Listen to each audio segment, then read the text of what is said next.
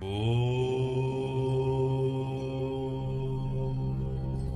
Hello అండి. అందరికీ నమస్కారం. శ్రీ విశ్వవసు నామ సంవత్సరం ఉత్తరాయణం వసంత ఋతువు చైత్రమాసం శుక్లపక్షం తృతీయ భరణి నక్షత్రం. ఈరోజు మంగళవారం. విశేషమైనటువంటి రోజు.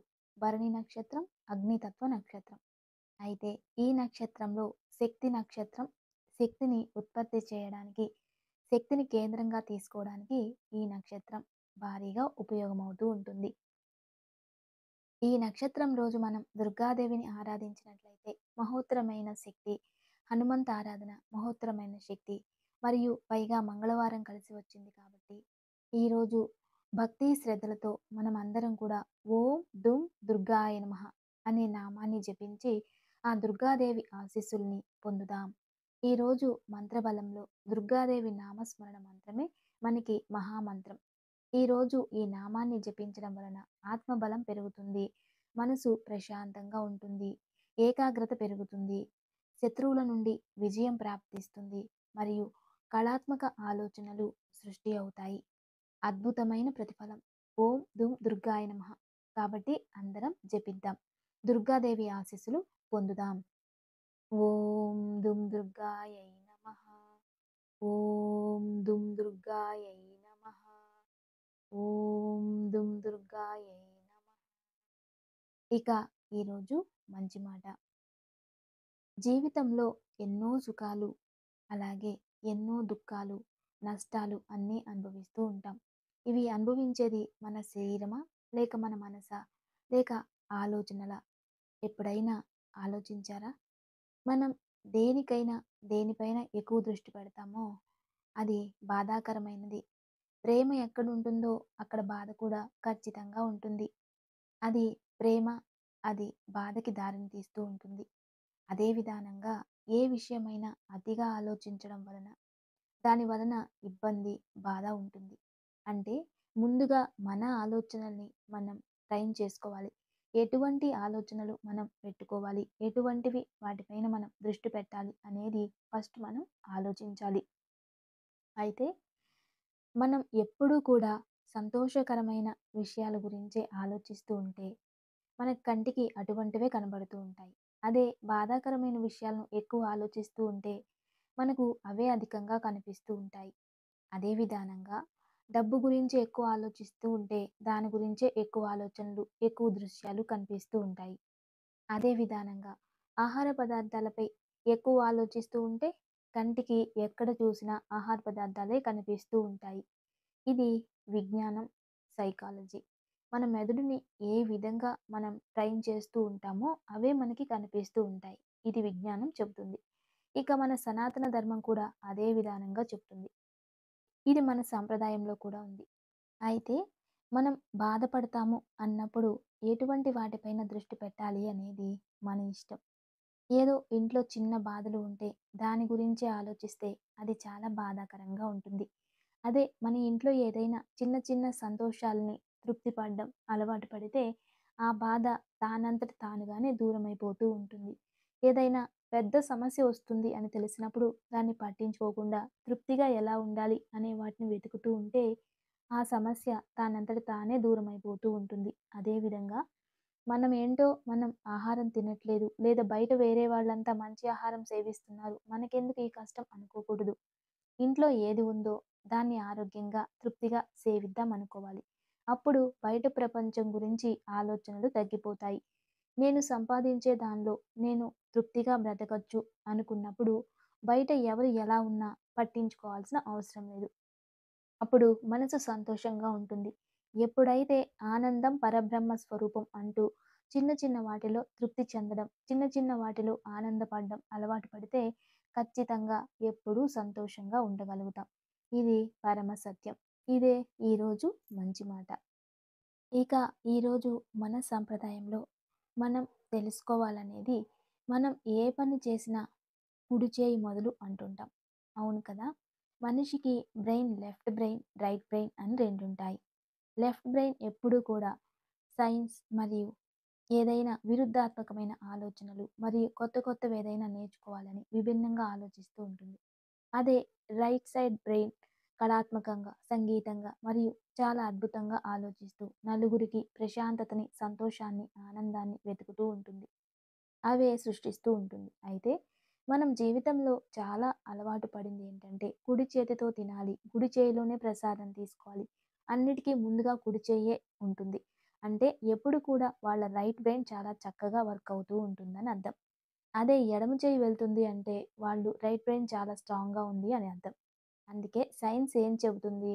ఎప్పుడు కూడా రైట్ బ్రెయిన్‌నే అధికంగా మనం ఉపయోగించాలి. దాన్ని ఎక్కువగా ప్రేరేపించాలి. అది క్రియాశీలమైనది అని తెలియజేస్తుంది. అదే విధానంగా మన సనాతన ధర్మంలో ఏం చెప్పారంటే, పాదరక్షకులు అంటే ఎప్పుడైనా బయటికి వెళ్ళేటప్పుడు కుడికాలు పెట్టి బయటికి వెళ్ళాలి. ఇంట్లోపలికి వచ్చేటప్పుడు కూడా కుడికాలు పెట్టి లోపలికి రావాలి. అదే విధానంగా మనం పాదరక్షకులు ఎప్పుడైతే వేసుకుంటుంటామో, అవి కూడా మనం ఫస్ట్ కుడి కాలికి వేసుకోవాలి. అప్పుడే తర్వాత ఎడమ కాలికి తొడుక్కోవాలి. అదే విధానంగా ఆడవాళ్ళు, స్త్రీలు అంటే ఫస్ట్ కుడి చేతికి గాజులు వేసుకొని, ఎడమ చేతికి తర్వాత వేసుకోవాలి. ఫస్ట్ కుడి చెవికి ఏదైనా కమ్మలు వేసుకొని, తర్వాత ఎడమ చెవికి పెట్టుకోవాలి. ఇలా ఉంటే మీరు చాలా క్రియాత్మకశీలంగా ఆలోచిస్తారు. ఆ రోజున అంటే ఆ రోజు వెళ్ళిన రోజు మీ బ్రెయిన్ చాలా పాజిటివ్ థాట్స్‌తో ఉంటుంది. ఆనందంగా ఉంటుంది. అప్పుడు ఎటువంటి పరిస్థితులొచ్చినా వాటిని ఆనందంగా ఎదిరించి దాని నుండి బయటపడతారు. ఇది పాజిటివ్‌నెస్. కుడికాలు పెట్టి బయటికి వెళ్తే ఖచ్చితంగా మళ్ళీ ఇంట్లోపలికి వస్తారు. అదే విధానంగా పాదరక్షకులు కుడికాలుకు వేసుకొని తర్వాత ఎడమ కాలుకు వేసుకుంటే అది చాలా అదృష్టం. అదే విధానంగా మన జీవితంలో ఎప్పుడూ కూడా దేవాలయ ప్రదక్షిణ కుడివైపే చేస్తూ ఉంటాం. ప్రేతాత్మలకు, క్షుద్ర శక్తులకు ఎడమ వైపు ప్రదక్షిణ చేస్తూ ఉంటాం. ఇవన్నీ కూడా విజ్ఞానమే. అందుకే కుడి చెయ్యి, కుడి కాలు, కుడి అలా చెవికి ఆభరణాలైనా, ఏదైనా అలంకరించుకునే అలవాటు పడితే మీ ఆలోచనలు పాజిటివ్‌గా వెళ్తాయి. ఆనందం వైపు తీసుకెళ్తాయి అని అర్థం. అంటే మన ఆలోచనల్లో మార్పు వచ్చినప్పుడు ప్రకృతి కూడా మనకి సహకరిస్తుంది అనేదే మన సనాతన ధర్మం. ఎవరైతే అదృష్టవంతులవ్వాలి అనుకుంటారో, ఎవరైతే దారిద్ర్యాన్ని దూరం చేసుకోవాలి అనుకుంటారో, ఎవరైతే తృప్తిగా బ్రతకాలి అనుకుంటారో, ఎవరైతే కష్టానికి తగినట్లుగా ప్రతిఫలం ప్రాప్తించాలనుకుంటారో వాళ్ళ జీవన శైలిలో ముందుగా కుడి చెయ్యి, అదే విధానంగా పాదుకులు వేసుకునేటప్పుడు కుడి కాలికి, మరియు ఏదైనా అలంకరణ చేసుకునేటప్పుడు ముందుగా చెవులకి, కుడి చెవికి ఇలా అలవాటు పడుతూ ఉంటే, అలాగే ఇంటి నుండి బయటికి వెళ్ళేటప్పుడు కుడికాలు పెట్టి బయలుదేరడం, బయట నుండి ఇంటికి వచ్చినప్పుడు కూడా కుడికాలు పెట్టి లోపలికి రావడం, ఇలా ఇవన్నీ కూడా ఆచరిస్తూ ఉన్నట్లయితే ప్రశాంతంగా వెళ్ళేటప్పుడు కుడికాలు పెట్టి వెళ్ళి ఏ పని చేసినా సక్సెస్ అవుతుంది. అక్కడ ప్రశాంతత ఉంటుంది. అదే విధానంగా ఉదయం లేచినప్పుడు కుడివైపు తిరిగి లేవడం వల్ల ఆ రోజంతా మీకు ఆనందంగా ఉంటుంది. ఏదైనా చెడు జరిగినప్పుడు ఎవరైనా మిమ్మల్ని అవమానించినప్పుడు పెద్దవారు చెప్పేవారు, "ఈరోజు నువ్వు ఎడమ వైపు లేచొచ్చినట్టున్నావు" అని. అంటే దీని అంతరార్థం ఋషులు ఇచ్చిన సనాతన ధర్మం. కుడివైపు ఎప్పుడూ పాజిటివ్. దాన్ని అభివృద్ధి చెందాలి. దాన్ని అభివృద్ధి చేసుకోవాలి. అటువంటి వాటిని పాటించాలి అనేదే ఈ ఒక మన సంప్రదాయంలో ఉంది. ఇక ఈరోజు తారాబలం తెలుసుకుందాం. అశ్విని, మఖ, మూల నక్షత్రం వారికి సంపత్తార. ఆర్థికంగా కష్టపడండి, అభివృద్ధి అవ్వండి. భరణి, పుబ్బ, పూర్వాషాఢ నక్షత్రం వారికి జన్మతార. జాగ్రత్తగా ఉండండి. ఆరోగ్యం పట్ల జాగ్రత్త వహించడం మంచిది. కృతిక, ఉత్తర, ఉత్తరాషాఢ, పరమమిత్ర తార. ఈరోజు ఏ పని చేసినా మీకు అన్నీ అనుకూలంగా ఉంటాయి. రోహిణి, హస్త, శ్రవణ నక్షత్రం వారికి మిత్రతార. ఈరోజు మంచి పనుల్ని చేయండి. మంచి నిర్ణయాలు తీసుకోండి. అవి భవిష్యత్తులో మీకు ఆనందాన్ని ఇస్తాయి. మృగశిర, చిత్త, ధనిష్ట, నైదవ తార. జాగ్రత్తగా ఉండండి. కోపం తగ్గించుకోండి. ఎటువంటి మంచి నిర్ణయాలు అంటే చెడు నిర్ణయాలు ఏం తీసుకోకండి. అయినంత వరకు జాగ్రత్తగా ఉండడం మంచిది. ఇక ఆరుద్ర, స్వాతి, శతభిష నక్షత్రం వారికి సాధక తార. ఈరోజు కష్టపడితే, ప్రయత్నిస్తే సతత ప్రయత్నం వల్ల మీరు అనుకోండి సక్సెస్ అవుతుంది. ప్రయత్నించండి. పునర్వసు, విశాఖ, పూర్వ భాద్రపద నక్షత్రం వీరికి ప్రత్యతార. కాస్త జాగ్రత్తగా ఉండండి. మనసు చంచలంగా ఉంటుంది. గందరగోళంగా ఉంటుంది. ఏం చేయాలో, ఏం చేయకూడదో కన్‌ఫ్యూజన్‌లో ఉంటారు. కానీ ఇతరులను విచారించి మంచి నిర్ణయాలు తీసుకోండి. ఈరోజు ఏదైనా మంచి విషయాలు ఉంటే పోస్ట్‌పోన్ చేసుకోండి. మంచి పనులు ఆచరించండి. పుష్య, అనురాధ, ఉత్తర భాద్రపద వారికి క్షేమతార. ఈరోజు అన్నీ మీ ఫేవర్‌గా ఉంటాయి. ఈరోజు ఎవరిని మాట్లాడినా, ఎవరి దగ్గరికి వెళ్ళినా, ఏది చర్చ పెట్టినా అది మీకు అనుకూలంగా ఉంటుంది. ప్రయత్నించండి. ఆశ్లేష, జ్యేష్ఠ, రేవతి నక్షత్రం వారికి ఈరోజు విపత్తార. అయినంత వరకు జాగ్రత్తగా ఉండాలి. మీరు డ్రైవింగ్ చేసేటప్పుడు చాలా జాగ్రత్తగా ఉండండి. ఇంటి నుండి బయటకు వెళ్ళేటప్పుడు జాగ్రత్తగా ఉండండి. ప్రమాదకరమైన అడ్వెంచర్స్ లాంటివి ఏదైనా చేసినట్లయితే జాగ్రత్త వహిస్తే అంత మంచిది. ఇక దివ్య పూజ. రేపు బుధవారం. విశేషమైన నక్షత్రం కృతికా నక్షత్రం. మంచి రోజు. చాలా స్ట్రాంగెస్ట్ రోజు. అయితే రేపు సూర్యారాధన చేసే రోజు. రేపు మర్చిపోకుండా ఎవరైతే ఇంట్లో గోధుమ పిండితో దీపం వెలిగించి సూర్యాష్టకం, ఆదిత్య హృదయం చదువుతారో వారికి ఆరోగ్యంతో పాటు ఐశ్వర్యం ప్రాప్తిస్తుంది. రేపు నారాయణ ముందు మీరు అంటే మహావిష్ణువు ముందు లేదా ఇంట్లోనే చిన్నగా సూర్యుని ముగ్గు వేసి లేదా కంచంలో ఒక గోధుమ పిండితో ప్రమిద చేసి నెయ్యి పోసి దీపం వెలిగించి సూర్యాష్టకము అని ఉంటుంది. ఆ అష్టకాన్ని చదువుకొని తదుపరి 7 ఒత్తులు వేసి దీపం వెలిగించిన దానికి ఎర్రటి పుష్పాలు అలంకరించి అదే సూర్యుడిగా పూజించండి. ఇలా చేసినట్లయితే శత్రుజయం, ఆరోగ్యం ప్రాప్తిస్తుంది. ఆనందకరమైన లహరి ఉత్పత్తి జరిగి ఇంట్లో సంతోషం, కుటుంబ సఖ్యత జరుగుతుంది. ఈరోజు దివ్యమైన యోగక్షేమం.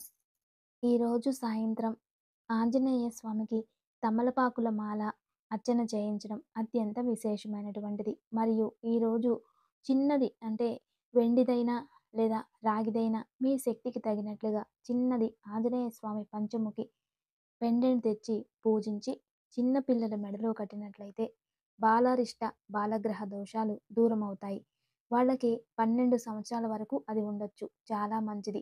ఈ 4 సంవత్సరాలు ఉన్న లోపల వారికి ఖచ్చితంగా కట్టండి. ఈ సంవత్సరం అంతా చాలా శుభంగా, ఆరోగ్యంగా ఉంటారు.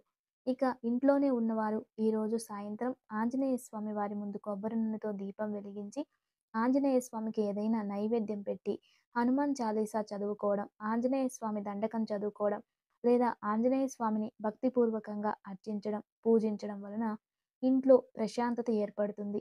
ధైర్యం ఏర్పడుతుంది. డిప్రెషన్ నుండి బయటకు వస్తారు. అంతేకాదు ఉద్యోగం లేని వారికి త్వరలో ఉద్యోగంలో ప్రగతి, ప్రమోషన్స్ ప్రాప్తిస్తాయి. నమస్తే. Thanks for watching.